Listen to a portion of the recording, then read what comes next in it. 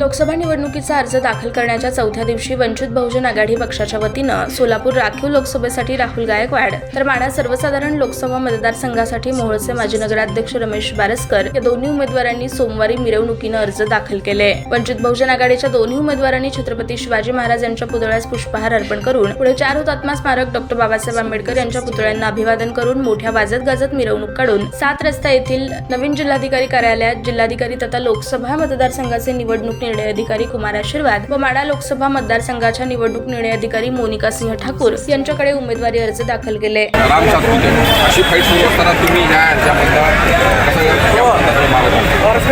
आम्हाला या गॅपमधून मुख्यतः जनता बाहेर काढेल, कारण या जनतेला तर पर्याय हवे। त्या पर्यायाच्या स्वरूपात आम्ही तुमच्यासमोर उभे आहोत वंचित बहुजन आघाडीचे।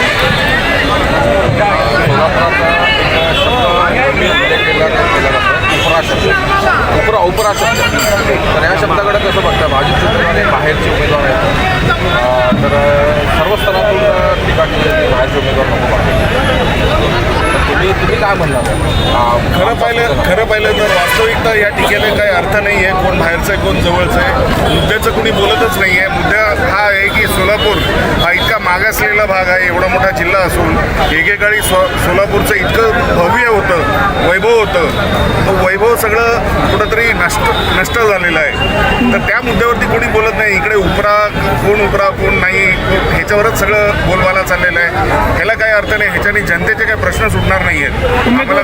उमेदवारी अर्ज भरण्याच्या पूर्वी तुम्ही काही गावभेट संवाद दौरे वगैरे केले होते का?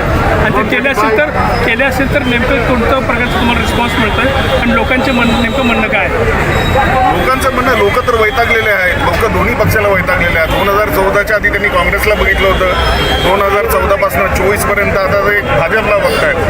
दोन्ही स्वरूपात लोक अतिशय वैतागलेले आहेत। त्यांना काम करणारा नेता, काम करणारा राज्यकर्ता त्यांना सापडलेला नाही हे त्यांना प्रामुख्याने माहिती आहे। तर जनतेच्या मनात तर आम्ही नक्कीच आहोत। जरी तुम्हाला आता असं दिसत नसेल तर ग्रामीण भागात किंवा इव्हन शहरात प्रत्येक घटकाच्या माणसाला जर विचारलं तर ते सगळे घटक वैतागलेले आहेत प्रस्थापितांना, आणि ते आमच्यासोबत आहेत। या मोर्चामध्ये सहभाग झालेले आहेत। या महाराष्ट्रामध्ये प्रत्येक गावामध्ये 25 ते 30 तरुण या ठिकाणी लग्नाचं वय उलटून गेलेलं असताना देखील त्यांचं लग्न होत नाही। अशा प्रकारची आम्ही या ठिकाणी घोषणा केलेली आहे की या ठिकाणी या सरकारनं जर या जनतेनं आम्हाला निवडून दिलं तर या प्रत्येक नवरदेवाचा प्रश्न सोडवण्याची भूमिका आम्ही घेणार आहे। आणि कशा प्रकारची भूमिका आम्ही घेणार आहे? पहिल्या संसदीय अधिवेशनामध्ये आम्ही या ठिकाणी बिल पास करणार आहे, ठराव मांडणार आहे। ज्यांचं लग्नाचं वय उलटून गेलेलं आहे अशा नवरदेवाबरोबर जर कुठली मुलगी लग्न करू पाहत आहे, मग तो शेतकऱ्याचा मुलगा असेल, शेतमजुराचा मुलगा असेल, छोटा मोठा उद्योग करणारा मुलगा असेल, अशा बरोबर कुठली मुलगी लग्न करेल त्या मुलीच्या नावावर सरकारनं 25 लाख रुपयाची डिपॉझिट सरकारी बँकेमध्ये केली पाहिजे आणि त्याचं व्याज मुलीला दिलं पाहिजे, मुलीच्या नावी केलं पाहिजे। तरच त्या मुलीच्या आई वडिलांना वाटेल की माझी मुलगी सेफ आहे। म्हणून त्या ठिकाणी जे शहरामध्ये लग्न करण्याची व्यवस्था चाललेली आहे, पुणे मुंबईकडे खऱ्या अर्थानं ग्रामीण भागातली चाललेली आहेत आणि ग्रामीण भागातल्याच मुलांची लग्न या ठिकाणी होत नाहीत। तो प्रश्न खऱ्या अर्थाने मिटवण्याचा प्रयत्न देखील आम्ही या ठिकाणी केला।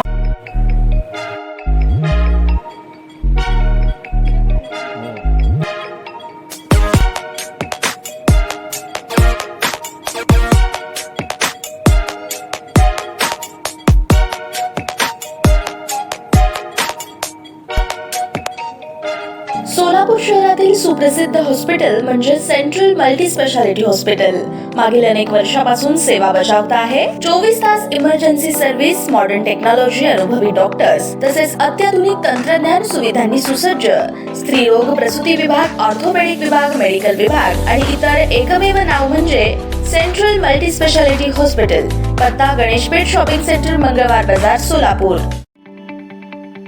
ताज्या बातम्या पाहण्यासाठी प्राईम महाराष्ट्र न्यूज चॅनलला सबस्क्राईब करा।